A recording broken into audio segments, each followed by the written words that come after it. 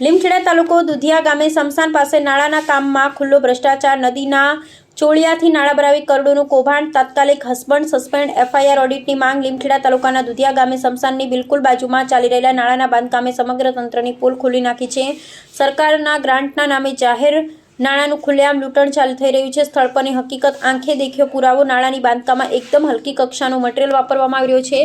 Cement રેતીના standard મિશ્રણને બદલે સીધો નદીનો ચોળિયો ઠાલવી નાળા નામનું ખોખું ઊભું કરવામાં આવી રહ્યું છે। આ નાળું એક ચોમાસું પણ નહીં ટકે એટલી નબળી ગુણવત્તા છે। ગામ આખું રોષે ભરાયેલું। દુધિયા ગામના લોકો મુખે એક જ સવાલ છે, આવા નાળા કેટલાય બન્યા હશે? કેટલા મોટો ભ્રષ્ટાચાર થયો હશે? શમશાન જેવા અંતિમ સંસ્કાર આ પવિત્ર સ્થળ પાસે આ પ્રકારની ઘોર બેદરકારી જોઈ ગ્રામજનો ઉકળી ઉઠ્યા છે।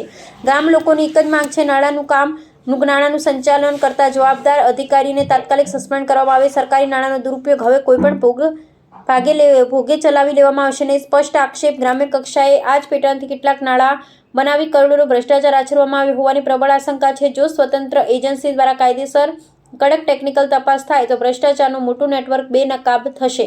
અંતિમ માંગ 7 દિવસની અલ્ટિમેટમ। કામ તાત્કાલિક બંધ કરી મટીરિયલ સેમ્પલ સીલ કરી જીપીસીબી લેબ ટેસ્ટ કરાવો।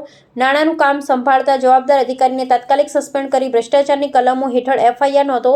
દોષિત કોન્ટ્રાક્ટરને તાત્કાલિક બ્લેકલિસ્ટ કરી છેલ્લા 3 વર્ષમાં તાલુકા જિલ્લામાં મંજૂર થયેલ તમામ સામાન કામોનું થર્ડ પાર્ટી ઓડિટ કરાવો। હળવી તપાસ કે લોચા લપાથી હવે નહીં ચાલે। હડકમાં કડક કાર્યવાહી કરી સરકારી નાણાંનો દુરુપયોગ અટકાવો। જો 7 દિવસમાં નક્કર પગલાં નહીં લેવાય તો ગ્રામજનો સાથે મળી જિલ્લા કલેક્ટર કચેરી ખાતે ઉગ્ર ધરણા આંદોલન કરવામાં આવશે। જવાબદારી સંપૂર્ણપણે વહીવટી તંત્રની રહેશે। રિપોર્ટર શ્રીકાંતભાઈ કે વહોનિયા।